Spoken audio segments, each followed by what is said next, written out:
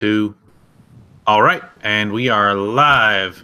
Welcome, everyone, to the 16th episode of the TechForge podcast. I'm your host for this evening, Ned, and I'm joined this evening by Jason and Hunter once again. Hi, guys. Hello. All right, well, we got some good topics to talk about this week. Yet another Apple fail story. Some leaks about AMD's Zen 2. And, of course, we couldn't be talking about any of the tech news this week without talking about the Intel leaks about the Core i9-9900K.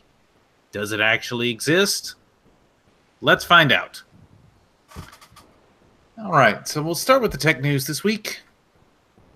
And, of course, I mentioned we have an Apple fail story, and it turns out that some of the new users of the shiny new iPhone XS, or excuse me, XS, are having trouble charging their phones. Yes, apparently your new $1,500 smartphone doesn't want to charge correctly. That's funny.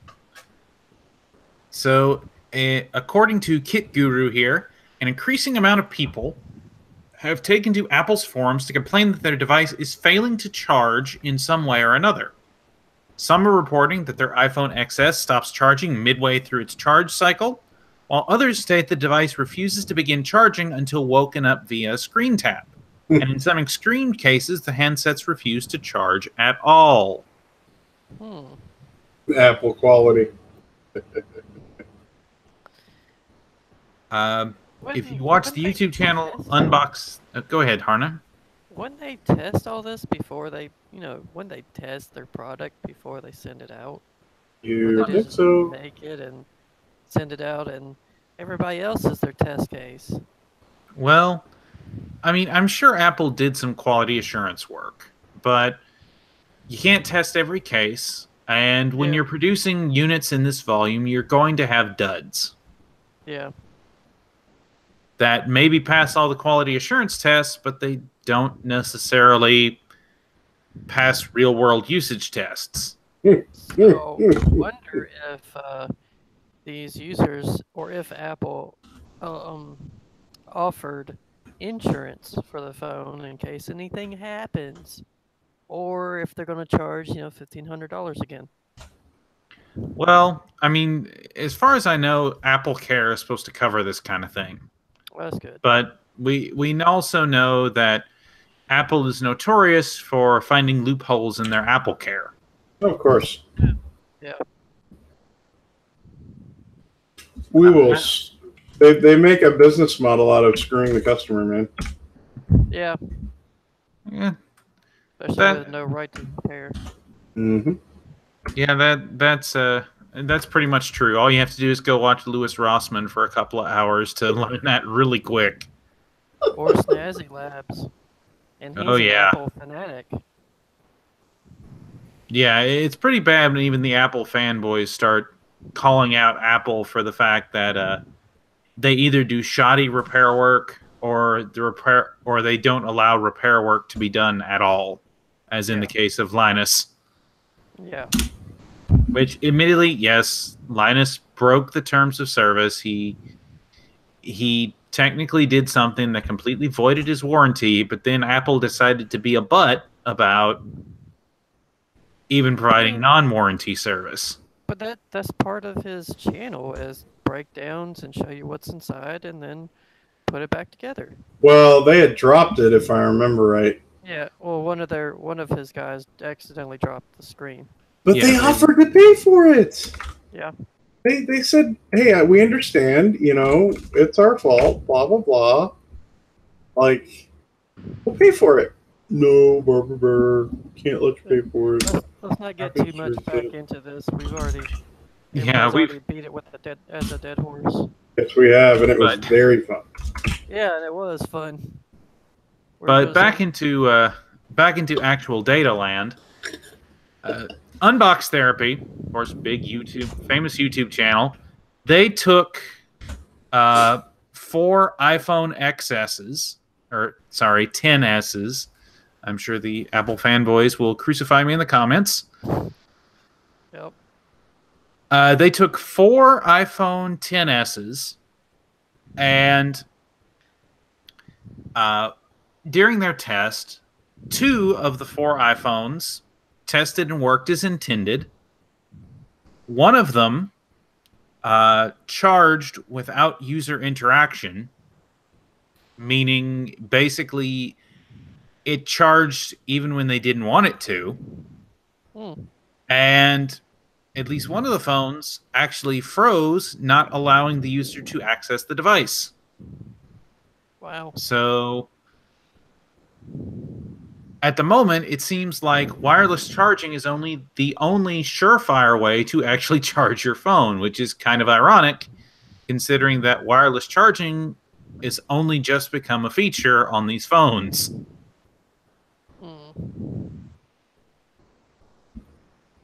And at publication time for Kit Guru, Apple had not yet addressed the issue.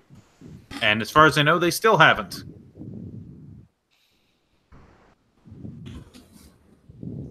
Yeah, it's just silly. Yeah, the current theory is that there is a bug in the USB restriction feature that is causing the phone not to charge when plugged in. And it's probably a bug somewhere in iOS 12.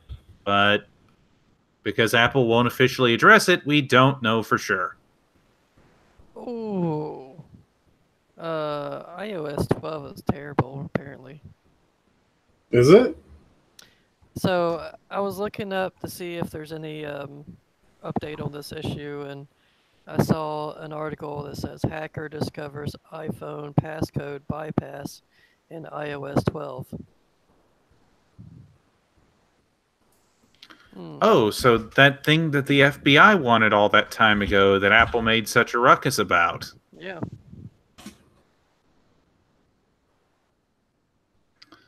Well, that's concerning.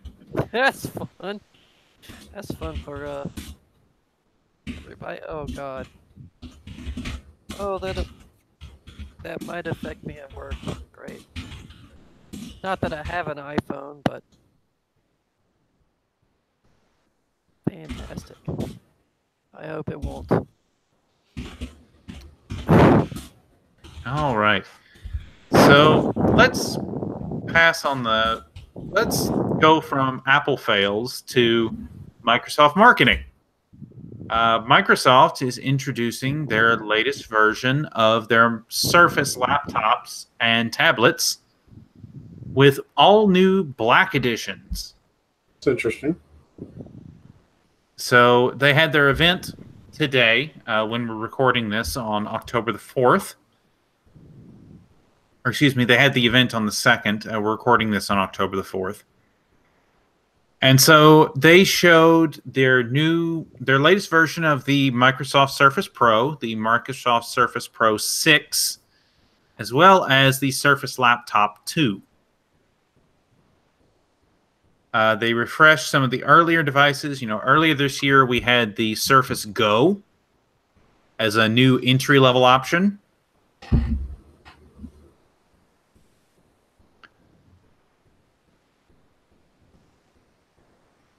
In particular, of note, the Surface Pro 6 will be the first to feature 8th gen Intel Core processors, up to 16 gigabytes of memory, and a terabyte of SSD storage. Nice.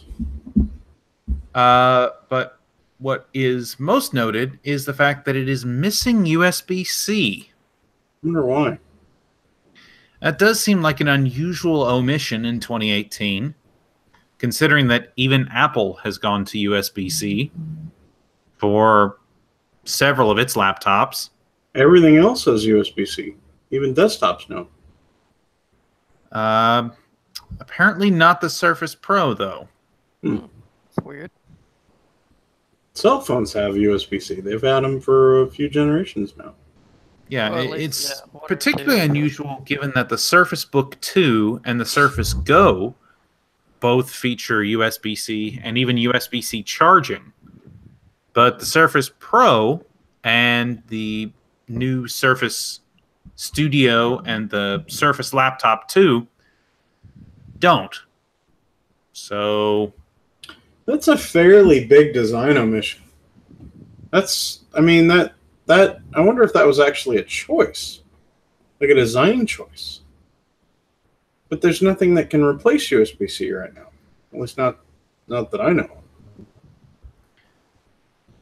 I wonder why they do that. They're great products. I mean, I've used Surface products in the past. They're great. Price a little high though. well, Yeah. the Surface Laptop and the Surface Pro are supposed to be Microsoft's answer to the MacBook. Yeah. And so they also unveiled at the conference, or at their show, the new Surface All Access program, which lets users pay for any Surface device they want in monthly installments, with prices starting at $24.99 for 24 months.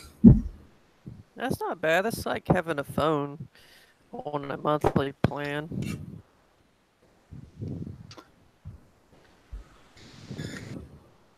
It's not bad at all. Easier to deal with for some situations. I wouldn't mind that. Yeah, I mean, if you didn't want to have to pay the huge upfront cost, then paying it off in monthly installments certainly seems like a viable alternative. Of course, there's the slight problem that you don't actually own the device until, you finish paying it off, but I guess it's just the trend of the car payment trend making its way into the tech world. And also the phone payment plan. Like, you can get this iPhone blah blah blah or the Samsung S9 and you only have to pay $27 a month. Right. For the next 3 years. 2 years, yeah. Yeah. Give me the nice $200 or $300 unlocked phone and a pay per month plan. Yeah. That's basically what I'm doing right now. That's what I was on until one of my lovely kids decided to drop my phone and bend it. Had an aluminum LG V20. I loved that phone. And I had all of the protective gear around it, like the protective shell and all that stuff, but somebody still found a way to drop it and bend it and rendered the phone useless, and I needed to get a phone now kind of thing. Didn't have any cash on hand, so I had to go with a plan and all that stuff, which I like the phone. The phone's great, but not a huge fan of paying a finance blah, blah, blah. Yeah, I went with the Moto G5 Plus here last year. I bought it outright from Amazon for, I think it was like $289 at the time. Yeah. And it's still solid for me. I admittedly am eyeing the G6 as an upgrade, or perhaps the Google Pixel 2, but at this point, given that it's so late in the Pixel's life cycle, I may just wait for the Pixel 3. Pixel 3 looks really good. But then again, there's the fact that the Pixel 3 is another one of those super high-end flagship phones that I'm really not willing to pay that price for. Yeah, and I found out those don't have a micro SD card slot. Yeah, there's that too. They just have the cloud storage, which is iffy. You guys actually use those? The micro SD card? Yeah, I got a 128 gig of my phone. You actually use it? You actually store stuff on it? Yeah, I'm storing all my pictures on there. Ah, okay. Yeah, it's what I use to dump all my pictures to, and I also keep a small library of music on there as well. Nice. Yeah, movies, pictures, and music would be a good use for the micro SD card. Because then when you want to go to a new phone, you want to, instead of having those backed up to the cloud, and the way my phone has it, the S8, is it's basically synced together. So if it's on the device, then it's on the cloud. If I delete it from the device, then it's deleted from the cloud, which is, I think, is stupid. Yeah, that I've never liked that setting in the way Google Photos works. Mm-hmm. Yeah, It but can be intentionally, changed, but it's a pain to change it. Yeah. well, you have to intentionally upload everything to a folder in the cloud, and that'll take however long it'll take, a couple hours maybe. It depends on how many pictures you have and what file size they're in, what resolution they're in, whether they're 4K or high quality. Then those will take a while. Speaking of resolution and quality, LG unveils one of their cheapest 4K HDR monitors yet. So, LG recently introduced the 32UK550-B, lovely name, Yep. which is a 32-inch AMD FreeSync enabled 4K HDR monitor that supports HDR10, covers 95% of the DCI-P3 color range, and costs slightly less than $500. That's So weird. it's a 60 hertz panel. Yeah. Up to 60 hertz with FreeSync, which doesn't really make sense. Well, I mean, a lot of the cheap 1080p panels that support FreeSync only support it up to 75 hertz. Hmm. Well, I've got two of those panels. I really like them. Hmm. They're both Asus. Yeah, I thought at first, 75 hertz, why would I want that? But looking at it, the 75 hertz means that you can get low frame rate compensation down to up to 48 hertz, which if you are running, a card that can do 1080p right around 60 FPS or slightly more, then when you do have those dips, the FreeSync will compensate for it. Very smooth experience.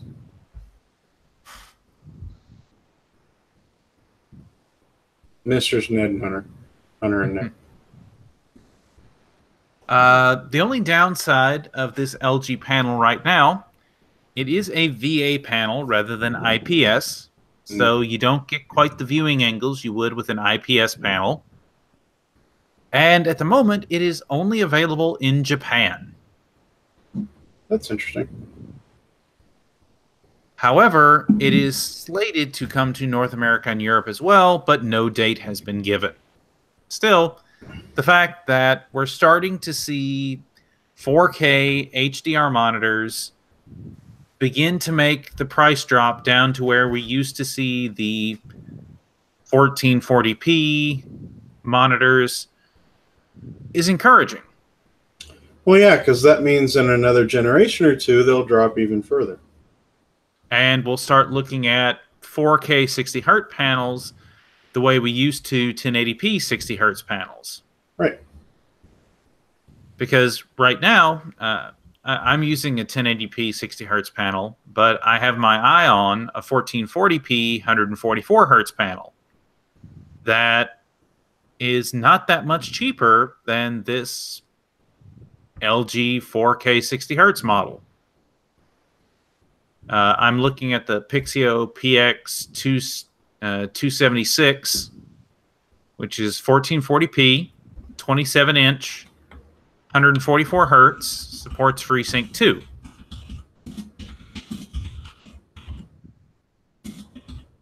And so, and it's priced right around, I think last time I checked, it was right around $310. and its bigger brother, the PX277, is $350. So for another $100 or so, there's the option to jump to 4K 60 hertz. So it just really depends on whether you want high refresh rate or if you want higher resolution.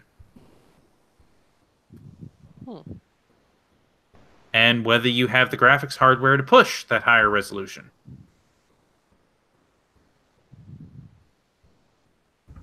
And refresh rate.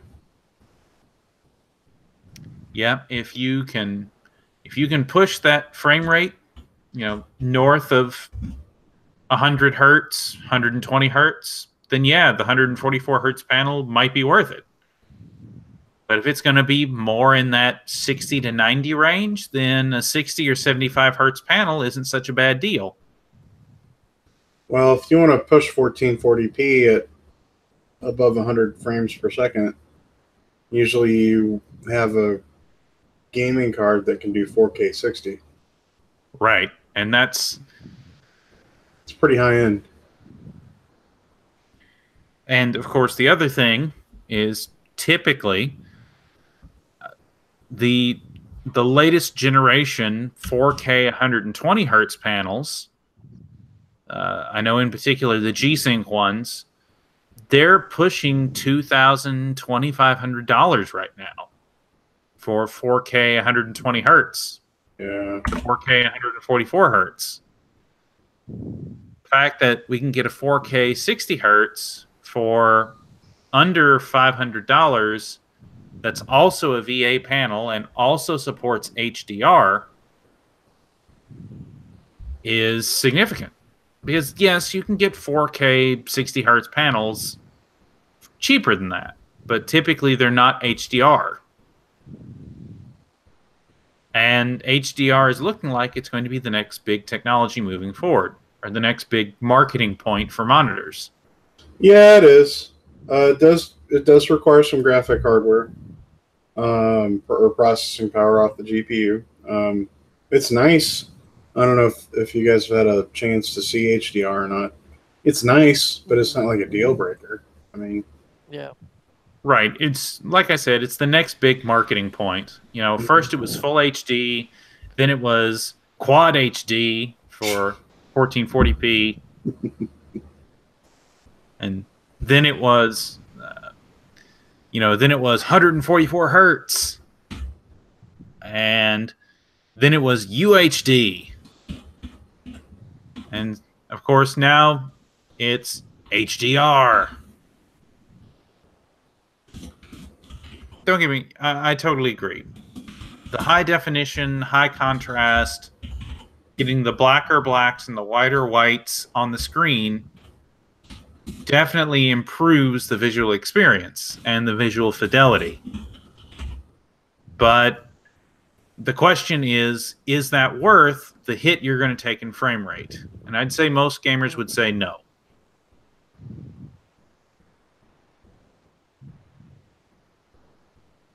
Yeah, I'd have to agree with that opinion.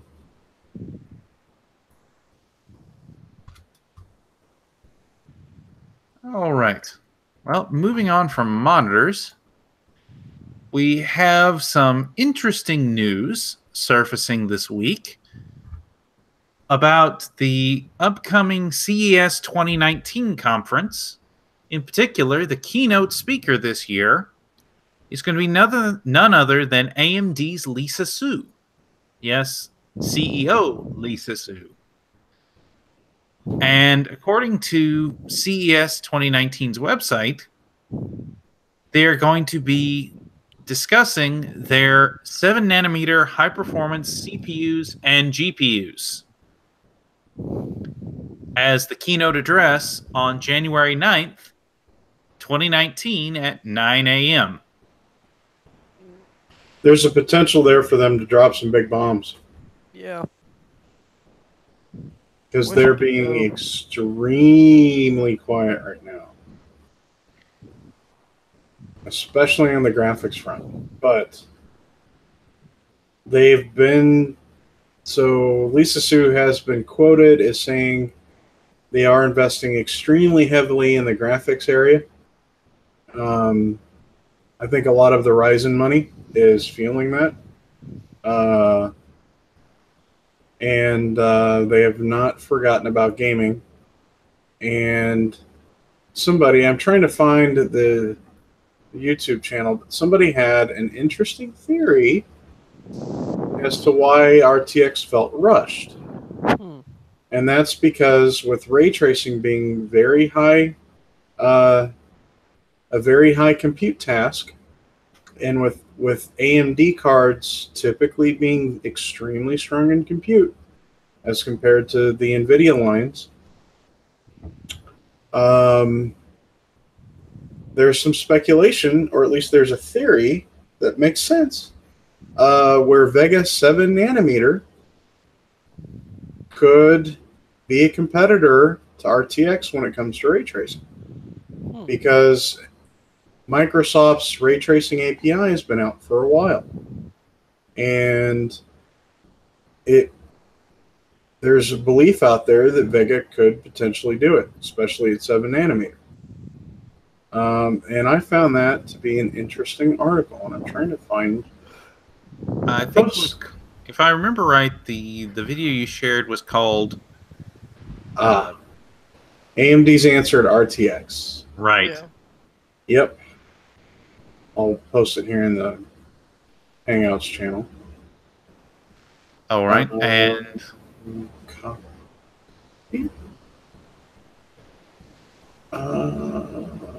I can go back and add that to the article links later. There we go.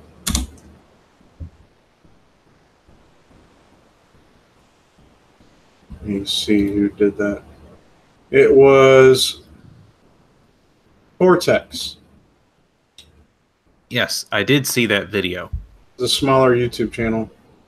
It's a very, very good video. Very good. I really thoroughly enjoyed it. Yeah, it was in, I don't know if it was quite on the level of, say, Adored TV's analysis, but it was a very logical approach to the problem and looking at the situation. And I agree with AMD having been as quiet as they have for so long. I think they have something in the works that maybe has NVIDIA a little scared to try and push out RTX so early. Yeah. Because, I mean, NVIDIA knows that if AMD has a viable ray tracing compute card that can handle compute tasks like that, they need to do something to frame the narrative from a marketing standpoint. Right. And so if they can get their tech out there first, then everything will be framed with, okay, here's how well NVIDIA does it. Can AMD do the same? Well, I think what AMD will be very capable of doing is having a card that's probably somewhere between an RTX 2080 and the 2080 Ti in terms of performance, but also at a price point that makes sense. Say $500. You know what I mean? Yes. So if they did that, that would be extremely disruptive. And at that point, because NVIDIA has priced their marketing or priced their pricing structure the way they have, releasing something that is more performant than the RTX 2080 for the price of the RTX 2070 is going to put a major crimp into NVIDIA's, well, attempt to milk their market. Yep. And let's face it, that's what RTX is right now, is an attempt to milk the high end, because otherwise they don't have any other competition other than themselves. And those cards are selling like hotcakes, man. Because people don't care. Because it's been 2 years since, well, more like a year and a half, but it's been 2 years since the launch of Pascal. Right. And there's been nothing else to compete with it. I mean, Vega tried, but at 14 nanometer, it just couldn't compete. Right. It ran too hot and was excellent at compute tasks, but at typical gaming tasks, it just couldn't quite hack it. It was.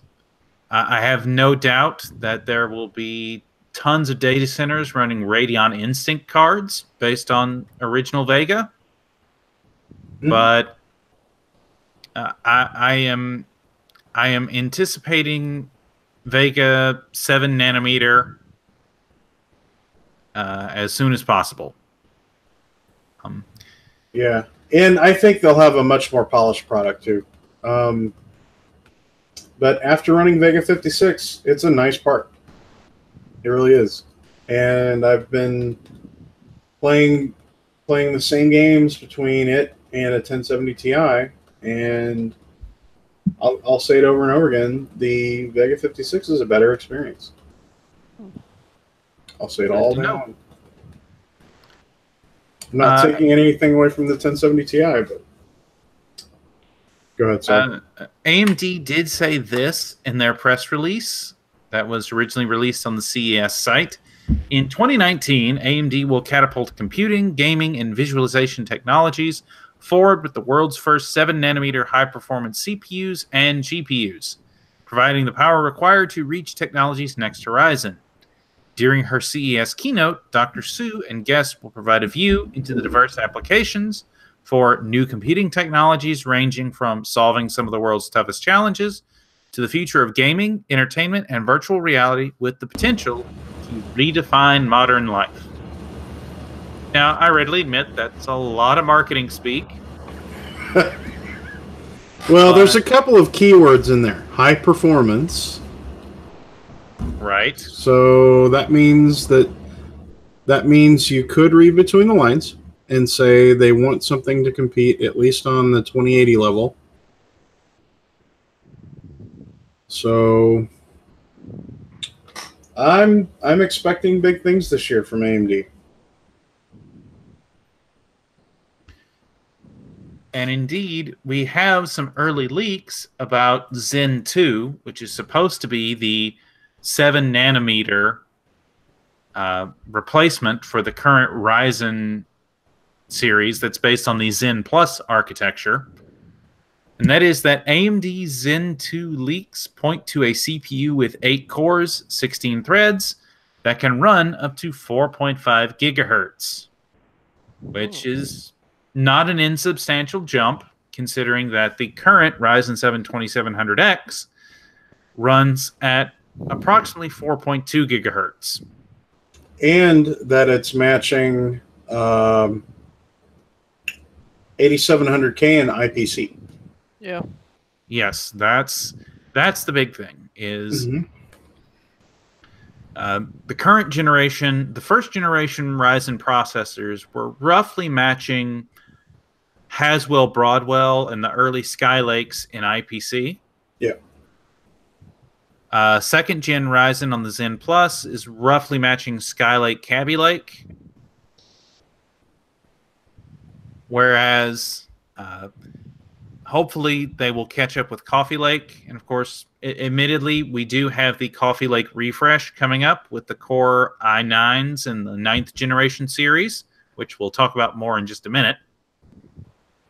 But if they can get Zen 2 on this early engineering sample up to 4.5 gigahertz, then we're looking at the potential, I think, to finally see an AMD product start to achieve performance parity with its Intel counterpart.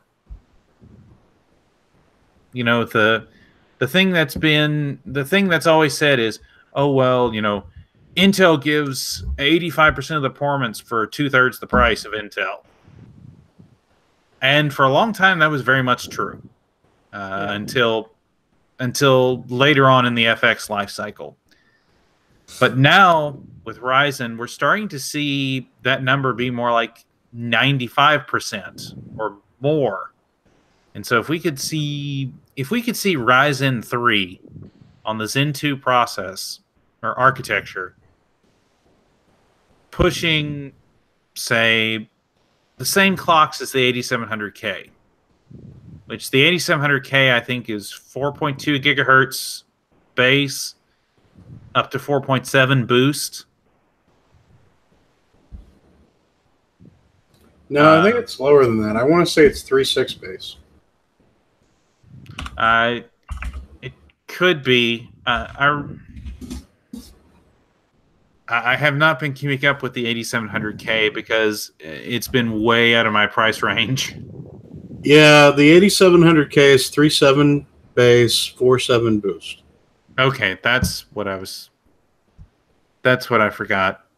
The 4 gigahertz base was for the 8086K, I think. Yeah. Well, 7700K was right around there. So was the 4790K? Wasn't that 8086K the 5 gigahertz out of the box? Yeah, it could do. It was supposed to be the 5 gigahertz boost out of the box. It was that special limited edition processor. It was really just a top bin 8700K. Yep, pretty much. Yeah, you're right. It's 4 base, 5 boost.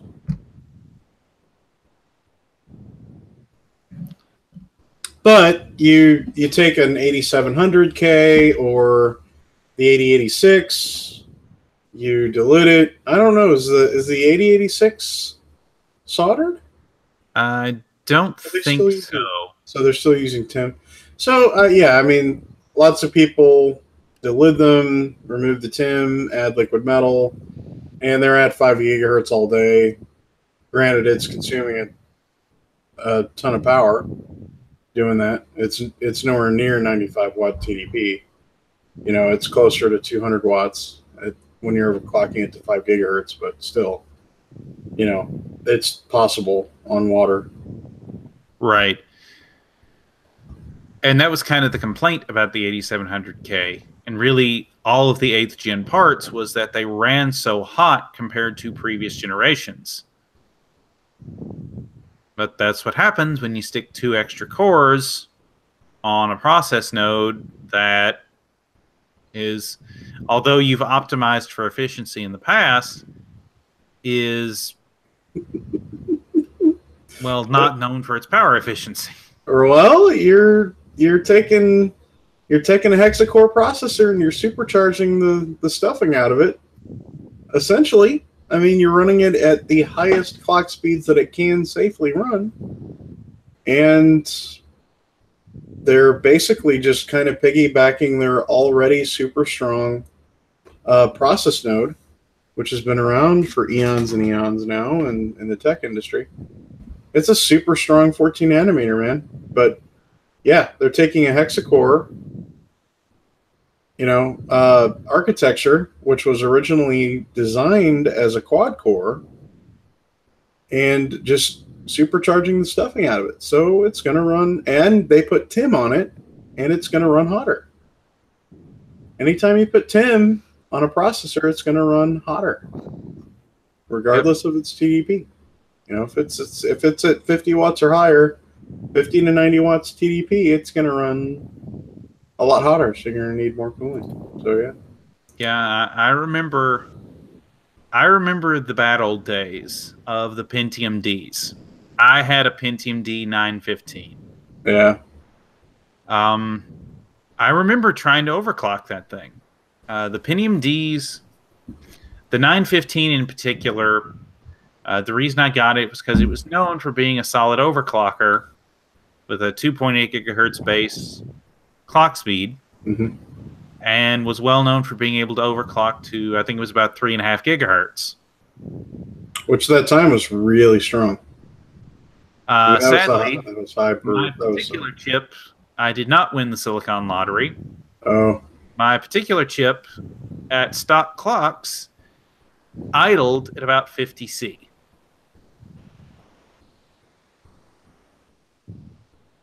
And when I kid you not, it idled at 50C. I tried that. Admittedly, that was with the stock heatsink. But okay. But I replaced the TIM, and at the time, I couldn't afford a heatsink. I couldn't afford an aftermarket heatsink at the time. I was poor. I was a poor high school, just entering college student. Well, that was either right around the time when heat pipes started coming out or right before it. Yeah, it was. But I remember the Pentium Ds were notorious for how hot they ran. And that was because the Pentium Ds, the whole point of this story, the Pentium Ds were basically where Intel took two Pentium 4 dies and stuck them on a single, shrunk the process node and stuck both dies on a single CPU. Yeah, in fact, the only way they communicated was through the front side bus, if I remember right. They had that quad, what was it? It was a quad, so it was a 200 megahertz front side bus times 4. It had a multiplier. Right.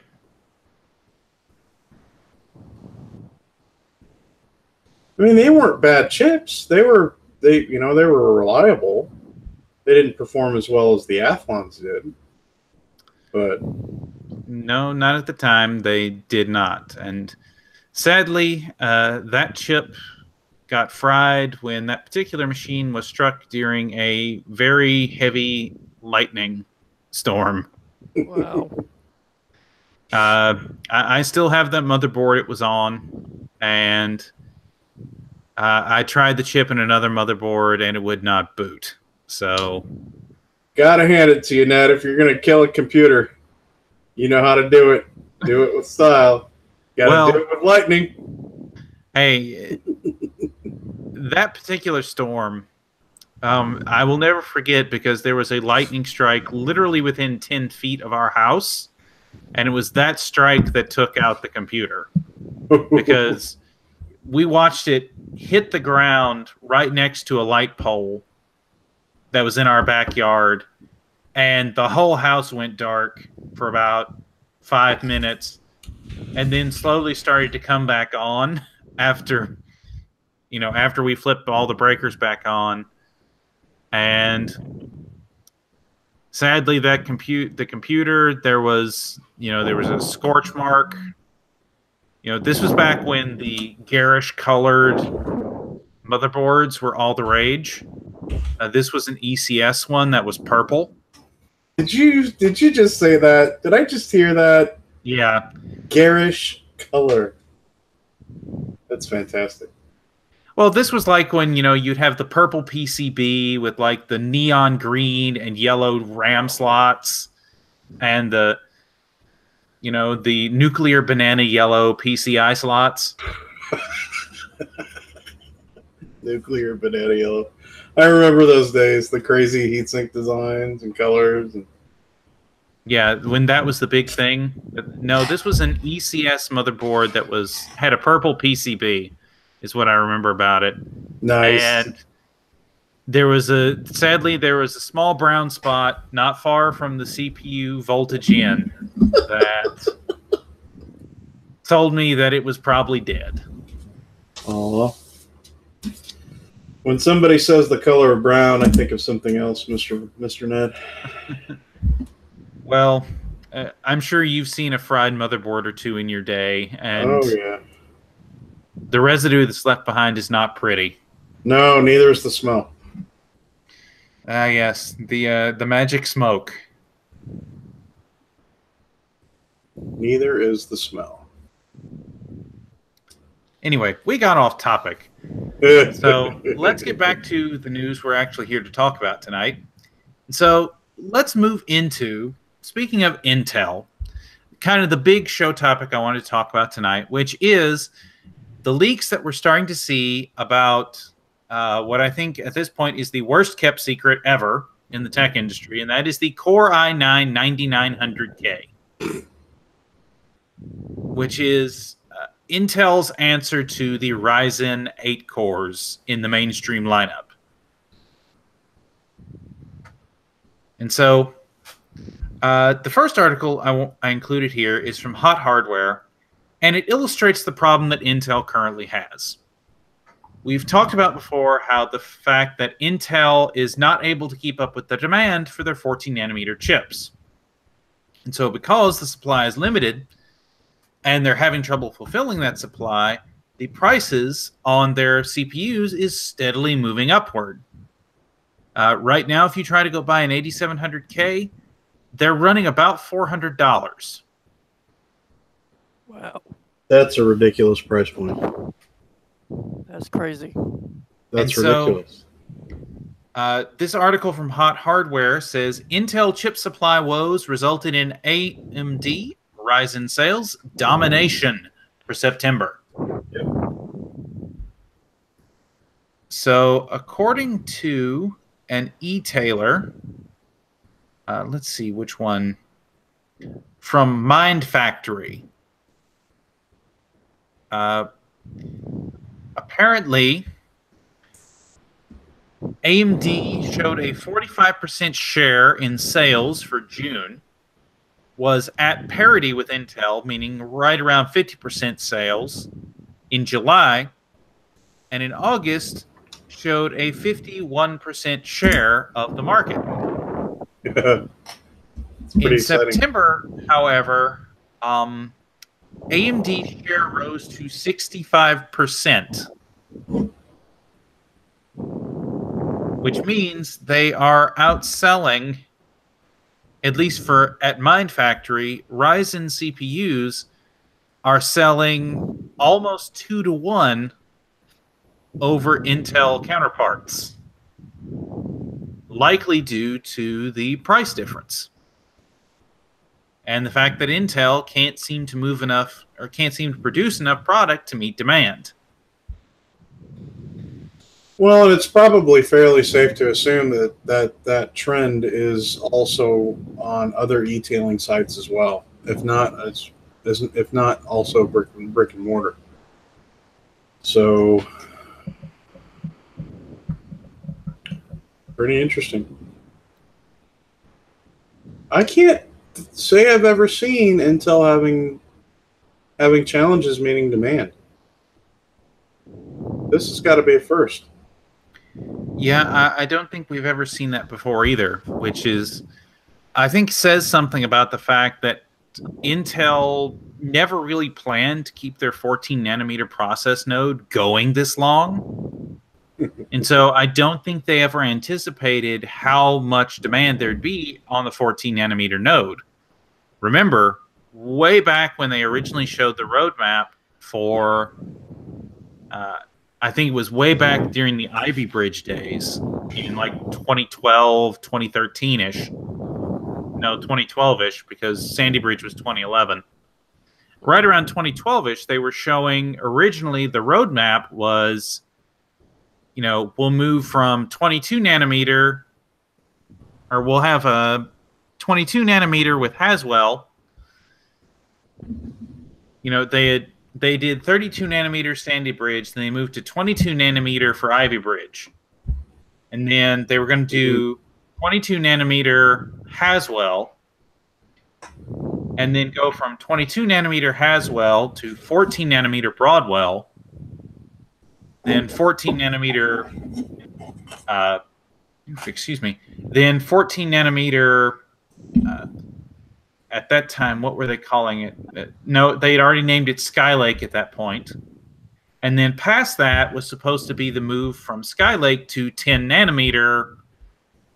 At that time, they were calling Next Generation, which eventually wound up being Kaby Lake, and actually wound up being 14 nanometer again. Right. And then Coffee Lake was supposed to be 10 nanometer, but then it wound up being 14 nanometer again. Just the trouble that Intel has had with their 10 nanometer node, I think, has really thrown off their game. Well, they perfected 14 nanometer with Skylake. So, I mean, yeah, for being perfectly honest, the generational improvement from Skylake to Kaby Lake to Coffee Lake have been almost entirely due to clock frequency increases. If you look at the IPC between Skylake, Kaby Lake, and Coffee Lake, they're almost identical. Coffee Lake and Kaby Lake are slightly faster than Skylake, but not in any huge way. There's been additional instruction sets included that make it faster at certain tasks, but by and large, Skylake, Kaby Lake, Coffee Lake are 3 variations on the same theme. Well, they are. I mean, they've been stuck at 14 nanometer for so long. It's been impressive that they've gotten out of it what they can so far. I'm not sure they can really push it much farther. They're really due for a process change. Right, but given the trouble they keep having with 10 nanometer, it may be a bit. You know, supposedly the successor to this Coffee Lake refresh is supposed to be Cannon Lake. Remember, Cannon Lake was originally supposed to come out in 2016. Oh, I must have forgotten that or hadn't known that. It's interesting. Yeah, originally Haswell came out in 2013. Broadwell was supposed to come out in 2014. Right. And it did in a very limited way. And then Skylake came out in 2015. And then Kaby Lake was supposed to be kind of the move beyond 14 nanometer, with Cannon Lake supposed to be the move to 10 nanometer in 2016, 2017. Only it didn't quite happen that way. Yeah, they've just been having trouble with product launches. And their competitor has caught up in terms of processing power. And, well, they're not having any issues right now with product launches in the CPU realm.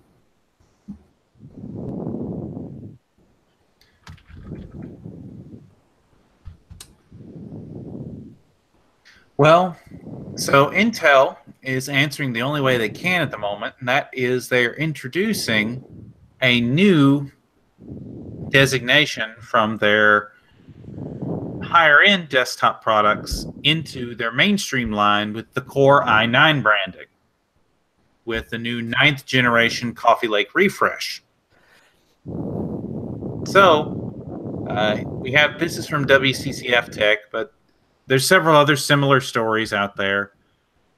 How Intel is looking to push Core i9-9900K with some new marketing, some new packaging, and we've had some information revealed. We've talked about in the past that the 9900K is supposed to be an 8-core, 16-thread chip.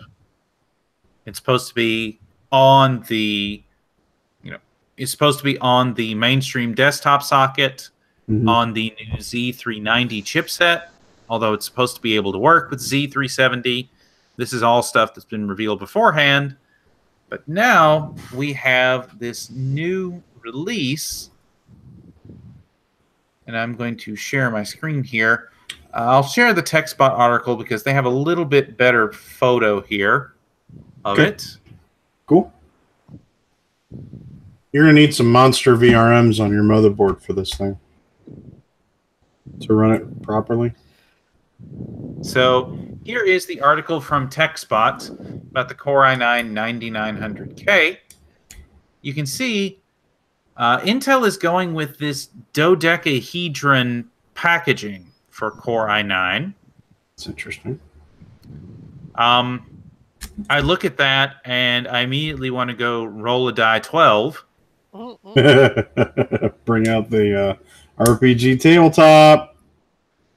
Because that's what a die 12 is, a dodecahedron. Yep. But TechSpot points out here that originally it released, or excuse me, the WCCF Tech article shows that it temporarily appeared on Amazon for $582.50, Ooh. which is way, way more than most people expected. Because originally people were thinking that it was going to be priced in the $450 range. Mm-hmm. Of course, truth is, we see things all the time appear on Amazon or on eBay ahead of time for absolutely ridiculous prices. And so $582 is a ridiculous price. And I don't think that's what Intel actually sell it at. But if you feel like rolling the dice and you think that whoever this eBay seller is trustworthy, there's someone who claims to already have a Core i9-9900K, and they will sell it to you for the low, low price of $1,099 US. Sweet. It's like when there was the PS2 shortage. So when the PlayStation 2 came out, there was that immediate storage. There was that immediate. Oh crap! They had inventory issues early on in their product sale, so people were selling them on eBay for ridiculous prices. Yep.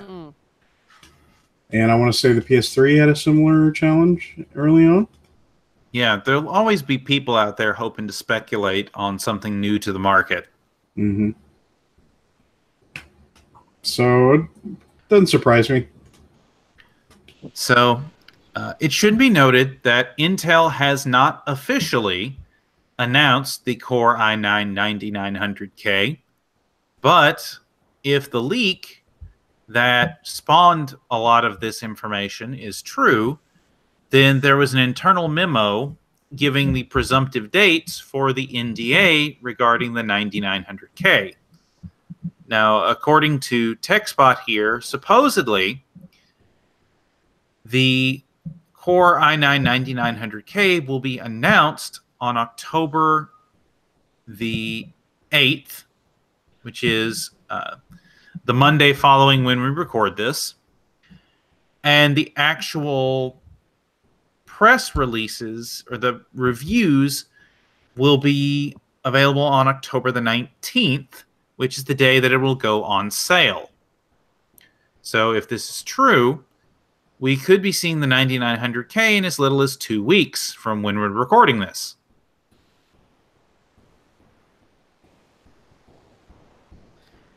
That'll be fun. So we can look forward to that, hopefully, in a future episode of TechForge discussing the benchmarks and whether the 9900K makes sense and whether it actually winds up being $580. I can Which see it I being really, really hope it doesn't. I could see it being at least $500, honestly. You know, if Intel really is having the supply issues it's having, and is, you know, not able to keep up the demand, then yeah, we could see a $500 Core i9-9900K. I don't know how well it would do. You know, there will always be people who will buy the best of the best regardless. But I can tell you, the hype is real, and PC World has benchmarked it. Yes, ladies and gentlemen, PC World published an article today, and it is absolutely hilarious. I encourage you to go read it because it is a very funny read. They have officially utilized their extensive hype benchmark test suite to officially take a look at the hype around the Core i9-9900K and compare it to the hype around the Ryzen 7 2800X, both of which may not actually exist. But their test suite has been extensive. They benchmarked said hype in LeakMark 2000, the Fanboy Bandwidth benchmark, They benchmarked both processors in HaterOps performance. They used the Guesstimark performance suite to make some early conclusions about the number of fake benchmarks per leak, as well as performance in the HypeBench test suite, which measures all media mentions of CPU launches in basically every media known to man. And the conclusion they reached was this: with so much evidence, we now have irrefutable proof that blank is faster. Yes, really, they went with the blank. So, there you go. Core i9-9900K versus Ryzen 7 2800X. The hype has been benchmarked. Well, the problem with that is we may or we'll probably not. I'm not really expecting to see a Ryzen 7 a new part come out now. Not with the 7 nanometer parts coming out like right around the corner. I doubt it's going to be a 2800X. Right. I mean, we all but know that the i9-9900K is going to come out. So, right, which is kind of the whole point of the whole. These are hype benchmarks that have no bearing to actual reality because, yeah, I don't think at this point there'll be a 2800X. Unless AMD just decides that they want to show that they can, in fact, put 10 cores and 20 threads on their mainstream platform because they can. It's very likely it's 7 nanometer. And, right. And at higher clock speeds, too. So, and I think it's going to be, if not competitive, it's going to be higher performing than the 9900K. Yeah, the 9900K, 8-core, 16-thread.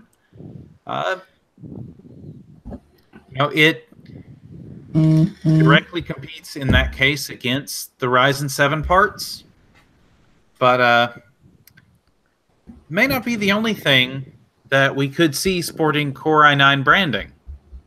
There has the i9-9900K is better in HaterOps than the 2800X. Yes, so many haters. About 30 something haters. Hater tweets per day.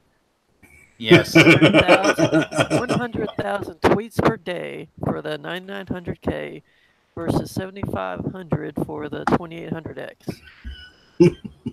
Sounds about right. Yep. That's got Gordon Mahong written all over it, man. Pretty much. Yeah. He's hilarious. I love that guy.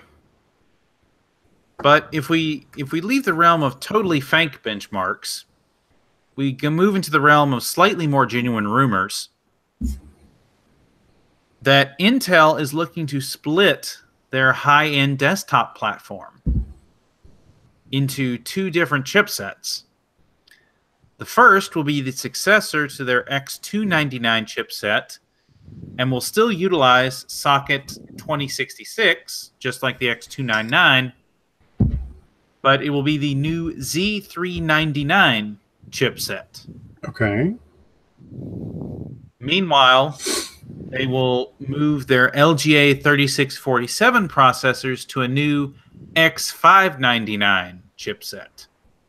What's the use case? Well, the LGA 3647 processors are basically the Xeons that that Xeon that Intel showed at Computex. The super refrigerated 1,000 watt, TDP 28 core 5 gigahertz monstrosity Frankenstein thing. Right. And so they've used the LGA 3647 chips for a while in their server processors. Yeah.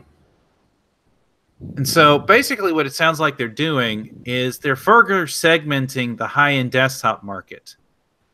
You'll have Z399, which will continue the socket 2066, and supposedly will only have up to 22 cores.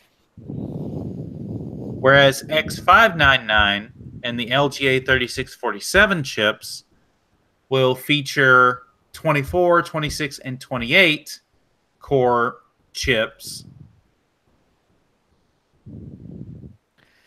They're both just basically saying, I'm better than you, I'm better than you, I'm better than you. Every little, it's like they're skipping a rock across a stream of water and saying, and every time it hits the water, it's like, I'm better than you, I'm better than you. Yeah, the whole naming Every little scheme step. thing at this point is It's really starting to hilarious. get ridiculous. It's hilarious. X499 for AMD, X599 for Intel. Then they'll have 699, then they'll have 799, then 8, and then all the way up to whatever. Oh, but they've been doing this forever. Yeah. You know, I don't know if you were building back then, but I remember back in the days of the Athlon XPs, what AMD would do is they would include what they would consider their power ratings on them. So you had the Athlon XP 2600 Plus. Yeah, that's right. Which, even though the actual part only ran at like 2.2 gigahertz, their claim was this part performs the same as an Intel part at 2600 megahertz. Mm-hmm. That's why it was the Athlon XP 2600 Plus. I ought to go dig up my... I've still got my Athlon X2 4200 Plus. That was like a 2.4 gigahertz dual core that supposedly ran the same as a single core at 4.2 gigahertz. Yeah, it got kind of ridiculous after a while, but it always does go ridiculous. And Yeah, this is just the same thing extended to chipsets. But to be fair, X599, if that is indeed the name they go with, is probably going to be the C629 chipset that's currently used in Intel's server platforms, just with some client-side segment features added and some enterprise segment ones removed. After all, if you're going to be going with this chipset from a consumer perspective, there's probably certain features you don't need, certain server-specific features you don't need. But, you know, with Z399, we will see the introduction of new chips that have 20 and 22 cores, respectively. Remember, currently on X299, the highest core count you can get is 18 cores with the 7980XE. So there will be increased processor counts. And Intel is claiming that current generation X299 motherboards can support these new 20-core and 22-core processors that will be on the same socket 2066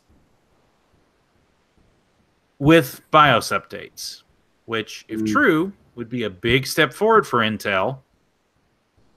You know, actually having processors that can move from one chipset to another across generations on their high-end desktop platforms. This would be the first time that has happened since the Socket 775 days.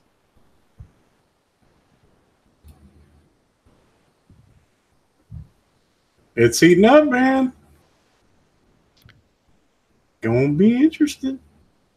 So yeah, things are about to really get interesting in the CPU space, even more interesting than they currently are. So if any of this rumor, especially about the high-end desktop platform, are true, Threadripper could find itself with some new competition. Mm-hmm. And you know what? I don't think that's a bad thing. And then they'll just come out with like Threadripper Uber or Threadripper Ultra. And then Intel and AMD will just keep fighting on the core count, thread count war. Oh, I remember back when it was the gigahertz wars. Oh, that was some real fun. I remember when I had a computer that had a Pentium 4 that had hyperthreading because that was the big new technology at 3.4 gigahertz. Hmm. And you could, that was back when it was single core processors, but hyperthreading meant it runs just like a dual core. Right. And yeah, we had the gigahertz wars back in the early 2000s till we kind of hit a wall. Then we had the core wars for a while. I still In think the the funniest core for AMD is a tri-core. It's just a quad core with one core disabled. And then people were like, can I go in the BIOS and enable that core so I can have a 4-core without paying for it? Many people did. Yeah. It's yeah, basically similar to winning the silicone lottery. Or having a dual core that's a quad core with 2 cores disabled. yeah. I remember those core unlockers. I actually had an Athlon 2 X2 250. Hmm. Trying to remember them. I think that was a 3 gigahertz chip. Hmm. With the core unlocker, I was able to unlock the other 2 cores, but I could only get it stable at that point at 2.9 gigahertz. Hmm. So at that point, I decided just to leave it as the dual core because that machine wasn't used for any really intensive tasks. Actually, I know where that particular motherboard and that processor is. I ought to dig it out and make sure it still works. Because that would make a good little server. Yeah. Yeah, probably. Anyway, distracted. But speaking of hardware, I actually found a number of hardware deals this week. Right now, if you don't want the latest and greatest, there are some excellent deals out there for previous generation or current generation, but a couple of years old, or well, I say a couple year old parts. The first one I found was for an ASRock Phantom Gaming X Radeon RX 570. This is on Newegg. It's a 4 gigabyte card. Basically, it is a slightly cut down RX 580, and it's normal price. This is selling at $169, but with a $20 rebate, you can get this GPU, which is a solid, absolutely solid 1080p high card at 60 FPS for $149 after $20 mail-in rebate. And it comes with a bundle of 3 games: Assassin's Creed Odyssey, Star Control Origins, and Strange Brigade, which is, according to Newegg, is $150 worth of games. With your $150 GPU, you're paying $150 to get $300 worth of stuff. Pretty good. So we'll have a link to that down in the description. It's not a bad looking card.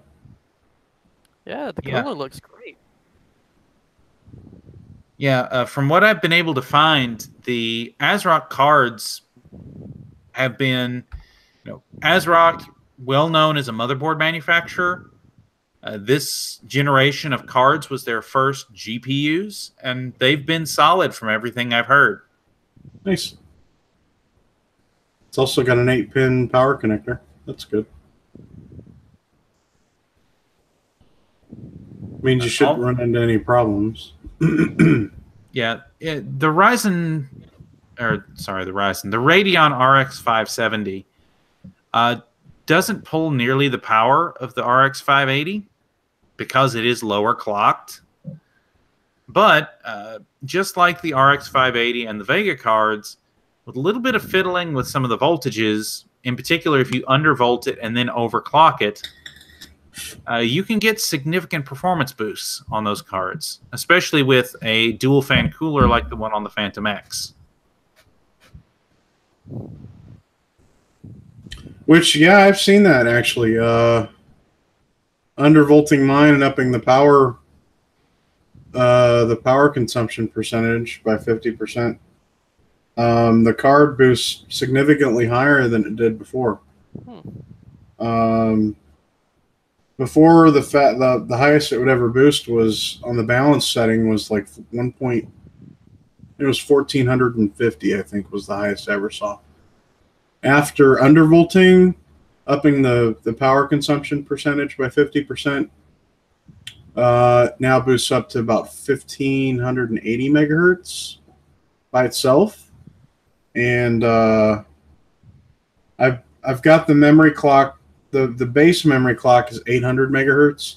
I've got it clocked up to 875 right now. But I'm not really planning to overclock the actual GPU.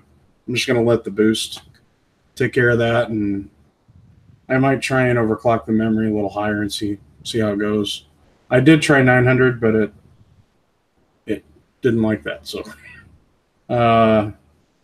but honestly, it's been a pretty solid card. And I've just got the reference blower design, so in the Mesh 5C case, I don't really hear it. Yeah, I've been looking for Vega 56s, and you can find the blower style cards on, say, eBay. I've seen them going from anywhere from $350 to $400 used, which is not terrible. Yeah. No, but it's a little higher than I would anticipate used. Because a lot of those Vegas were probably electronic coin miners. Probably. Let's see. If you're looking for a CPU, though, right now on Amazon, you can get a Ryzen 7 1700, which, yes, that is a previous generation CPU at this point, but it's still 8 cores, 16 threads, and it will boost up to 3.7 gigahertz. You can get that CPU on Amazon right now for $199.99. That's a crazy good deal. Yeah. 8 cores, 16 thread processor for $200. Yeah, that's insane. By comparison, right now, the Ryzen 5 2600, which is a 6-core, 12-thread processor and is 1 generation newer, is currently going for $165. So for literally $35 more, you get 2 more cores, 4 more threads, and it comes with the Wraithspire cooler. And that's the Wraithspire LED. Right. Oh, yeah. The 2600X does, or 2600 doesn't have the Wraith LED, the red LED. I can go get the 2600X cooler if you want. You want me to go get it? Sure. Yeah, it doesn't have the... It's the same cooler, but it doesn't have the LED top to it. Just a second.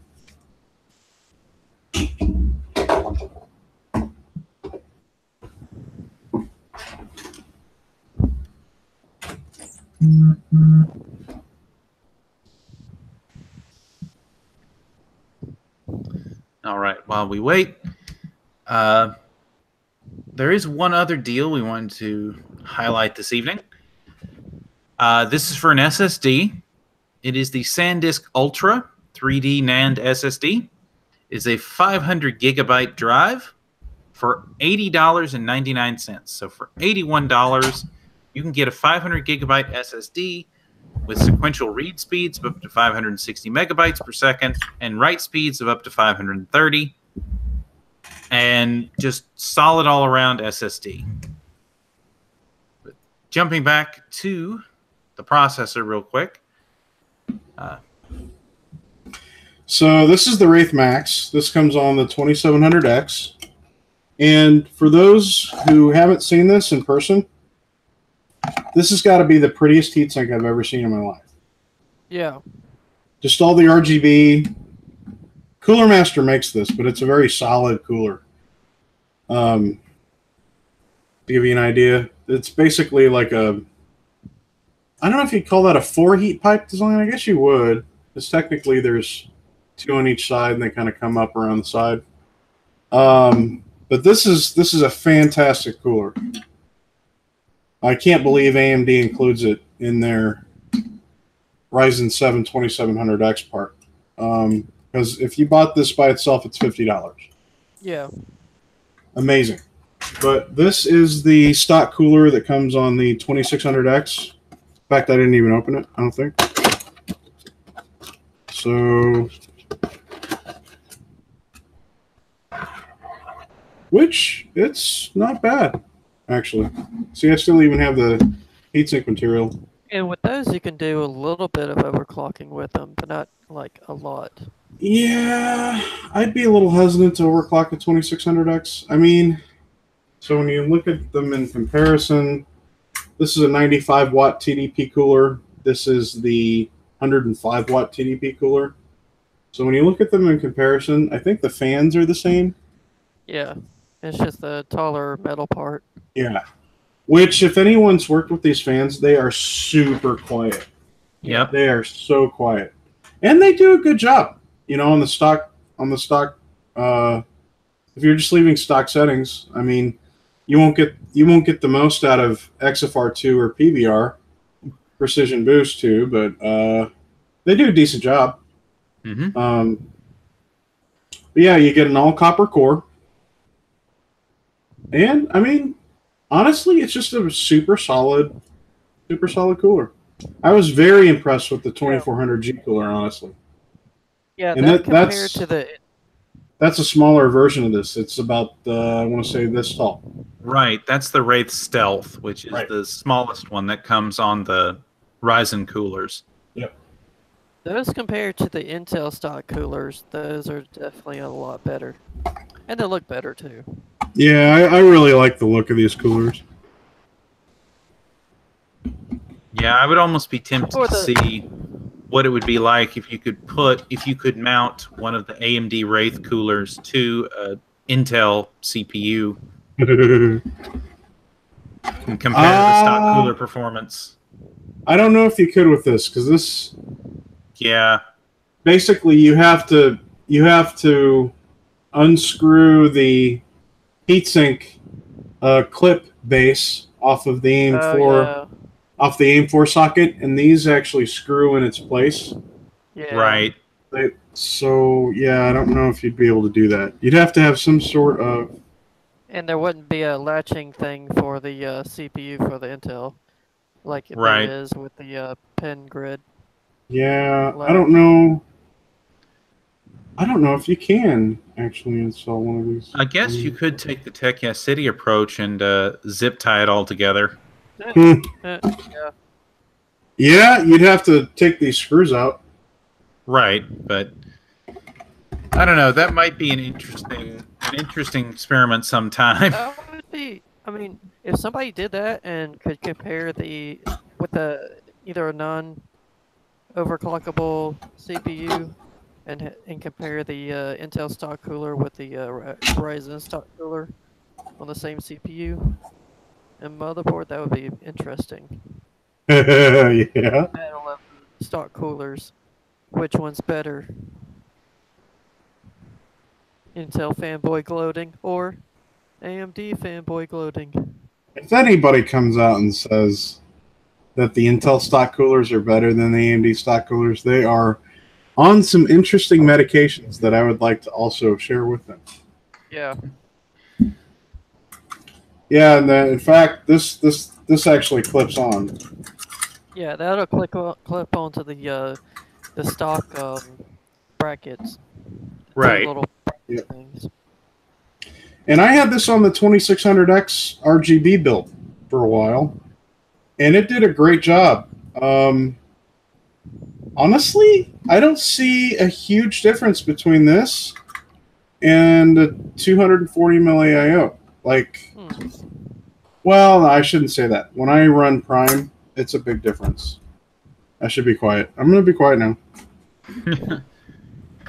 But yeah, in day-to-day operation, I'm sure it's not a huge difference. Right. idle temps are about the same. Yeah. It's only when you load it up with some ridiculous workload that's not realistic. But I've never actually run this the stealth cooler. I have no idea what it's capable of. I'll find out this weekend. Well, no. What comes on the 2600? I think it's the Wraith Spire on the 2600. The okay. The non-LED version. It is.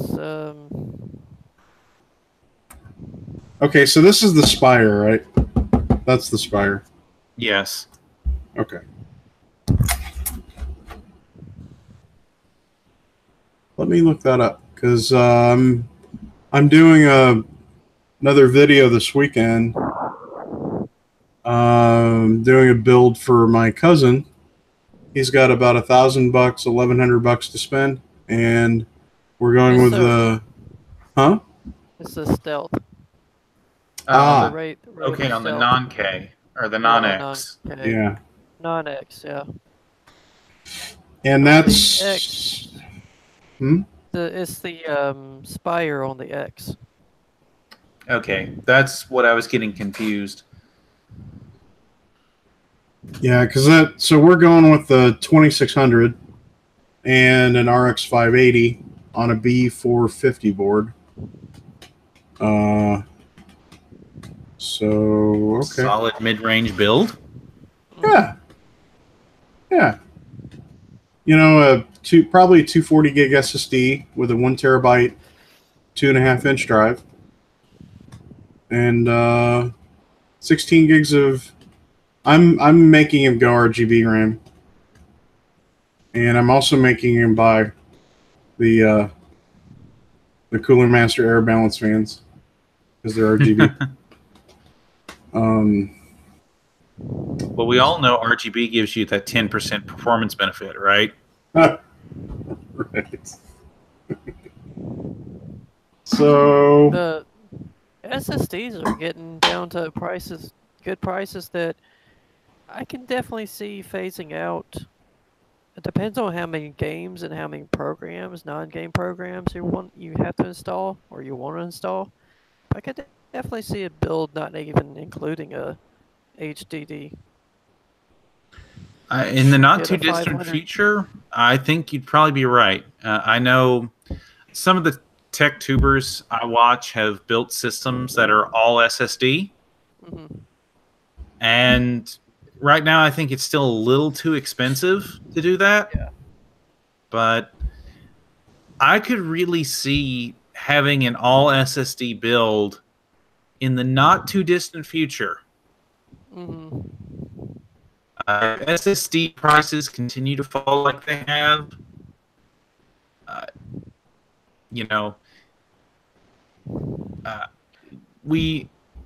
The 500 gigabyte SSD that we mentioned earlier on Amazon, the SanDisk Ultra 3D, 500 gigabytes SSD for $81. Yeah, we just have to get.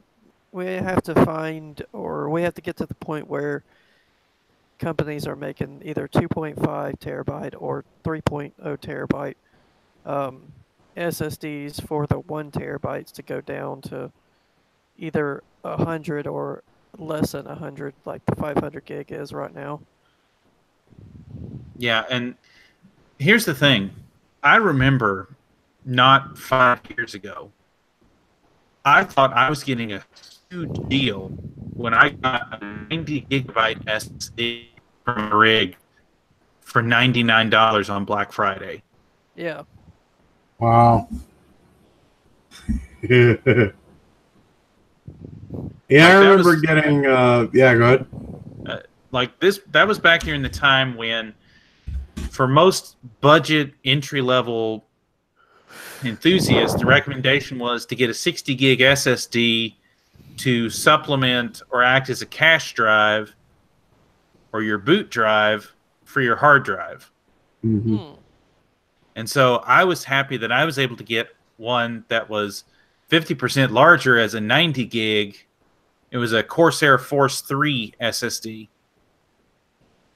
And so I used that as my boot drive for a while in my previous gaming PC till I upgraded. That drive is now in an old laptop that's currently running Linux Mint that I use when I visit my parents on the weekend. So I don't have to constantly be taking one of my laptops with me from here. And it's been a trooper. That drive is probably nearing the end of its service life, but I haven't seen any performance degradation from it. That's pretty good. You know, most SSDs are guaranteed for anywhere to 3 to 5 years by their warranties, and I know it's outlived that. I Of course, remember admittedly, those. it only sees light usage anymore, but Yeah. I bought a 128 gig SSD back in 2014, and it's still running fine. I gave it to my parents, and they've got it in their laptop. It's a SanDisk, in fact. So the only SSD that I've ever bought that's failed was a Kingston, and it was a 128 that I bought at Best Buy 4 or 5 years ago.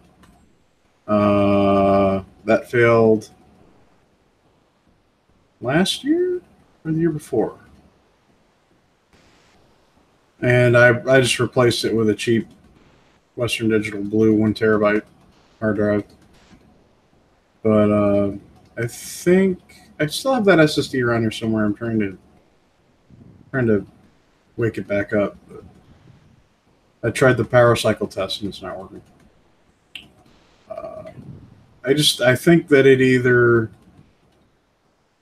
I don't know what happened to it. I want to say it might have been a power surge, but I don't know. It's kind of weird. That's the only SSD that's ever failed me, though. Everything else I've ever bought, SSD-wise, has always lasted. yeah, just for comparison. So I originally bought that 90 gig Corsair Force 3 for $99 on a Black Friday sale back in about 2012, I think. Oh. And just recently, I bought a 120 gigabyte Mushkin Source SSD for $32. Nice. Admittedly, it was off a Newegg flash sale, but 120 gigabyte SSD, which again is about a third larger than that 90 gig I bought 6 years ago, can now be had for a third the price. Yep. And well, now, I bought a couple of 128s for right around $20 or $30, I think, somewhere in there. yeah, and 240 gig SSDs can now be routinely purchased for right around $50. You've got 500 gigabytes now for under $100. Mm-hmm. And 1 terabytes, the budget drives anyway, are starting to get around $150. So that's pretty good. it's That's the 2 not bad. terabytes that are still the sticky. So this SanDisk that I was talking about earlier, that we will have linked down below in the description, that SanDisk, the 500 gig is $81. That's the one we features the deal. The 1 terabyte is $159, but the 2 terabyte is $349.99. Yeah. That's They'll right. come down in price. Okay. You could buy 2 of the 1 terabyte drives for less than a single 2 terabyte drive. Yeah. But it does take up extra room. That's true too. But that's all the notes I had for the show this evening. Gentlemen, do you have anything you'd like to add before we close? Can't really think of anything.